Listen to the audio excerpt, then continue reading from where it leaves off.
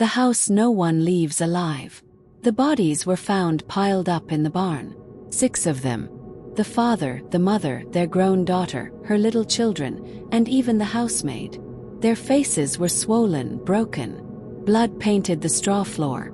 Whoever did it had not stopped with one swing.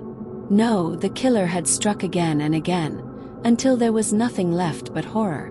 And yet inside the house, the fire still burned in the stove. Fresh food had been cooked. The animals had been fed. Smoke still curled from the chimney as if someone was alive inside, living among the dead. Neighbors whispered, "How can this be? Who is in that house now?" Footsteps in the snow led to the farmhouse, but none left it. That was the first moment people began to call it the house no one leaves alive. But how did it all come to? Then strange things began to happen. Andreas found footprints in the snow one morning. They led straight from the forest into the house. But there were no footprints leading back out.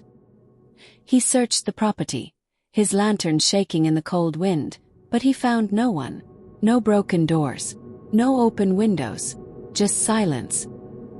He told his neighbors, but they laughed and said he was imagining things. That night, the family heard footsteps in the attic, soft, slow dragging. When Andreas checked, no one was there. He came back down pale, muttering under his breath, but said nothing more. The rest of the family tried to pretend, and that's when it began. One by one, members of the Gruber family were lured into the barn. Someone waited for them there. Someone with a heavy tool in hand. The first blow came fast, cruel and final. The sound of it echoed off the wooden walls. The others followed, each one wondering where their family had gone, why they hadn't returned from the barn. One by one they entered. One by one they never came back. Back inside the house, little Kazilia, just 7 years old, clutched her blanket. She heard the sounds outside, the thuds, the cries, but before she could even scream for her mother, the door creaked open.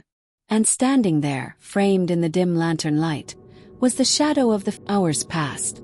The fire burned low. Outside, the barn was silent, the animals restless. Inside, the house was colder than ever. Morning light finally crept in through the windows, touching the quiet rooms with a pale glow. But no one rose for breakfast. No laughter, no footsteps, only the faint creak of the house settling. For 2 whole days, smoke curled from the chimney. Neighbors passing by saw it and thought nothing was wrong. They even noticed the animals were still being fed, their cries silenced. The farm looked alive, but it was a trick. Behind those walls, the dead still lay where they had fallen. What was stranger was this.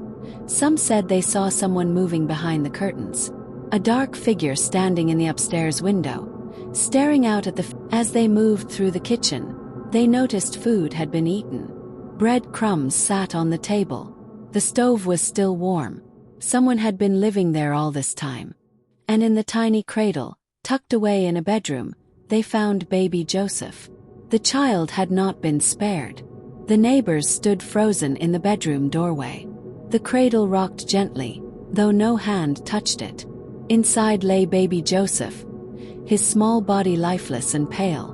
Someone had covered him with his own blanket, as if mocking the innocence that had been stolen. A heavy silence filled the house. No one dared to speak. It was not just the murders that terrified them, it was the feeling that the killer was still there, watching. Every creak of the wooden floor made their skin crawl. They gathered quickly, deciding what to do. One neighbor ran for the police while the others stayed, their eyes darting to the dark corners of the house. The air smelled of old smoke and something metallic, blood, dried into the floorboards. When the police arrived, they expected a robbery gone wrong. But nothing had been taken. Coins, jewelry, even expensive tools lay untouched. The more they searched, the stranger things became. And then came the footprints. In the snow, only one trail led into the farm. None left. It was as though the killer had walked in and vanished into thin air.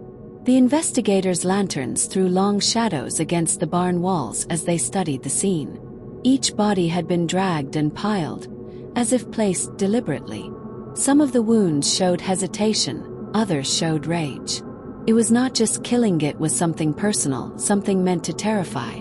But the strangest discovery came when one officer checked the kitchen stove.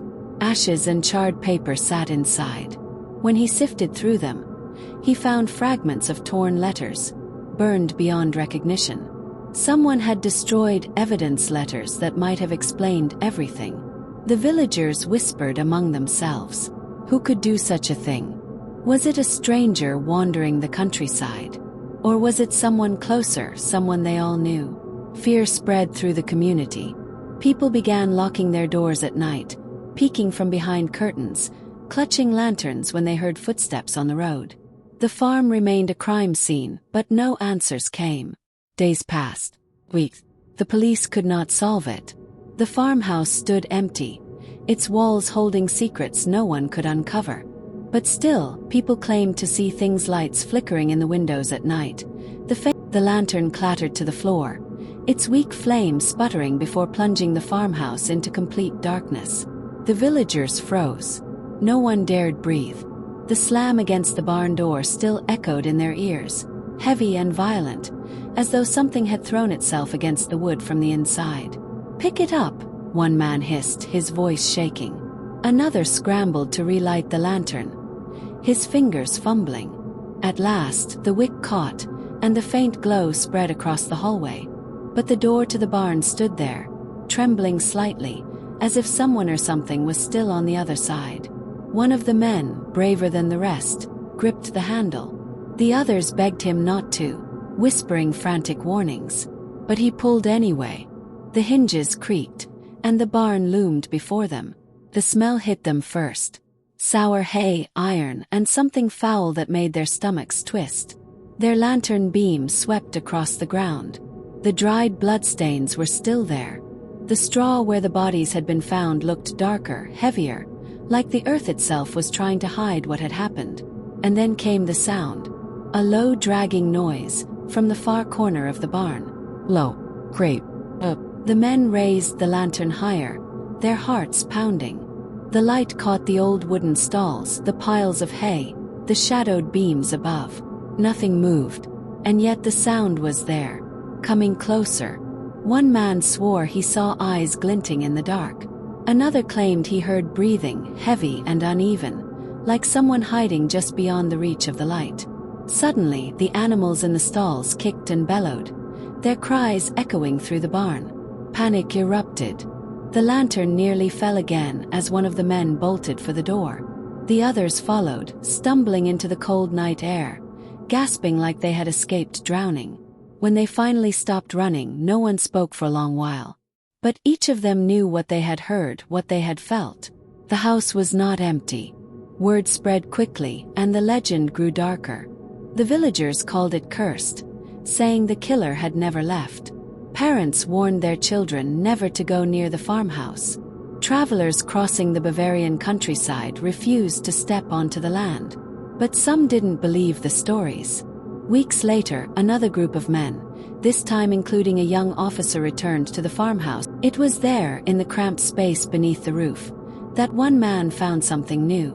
Straw laid neatly on the floor, a small indentation where someone had been sleeping, and tucked into the corner a half-eaten piece of bread, still fresh.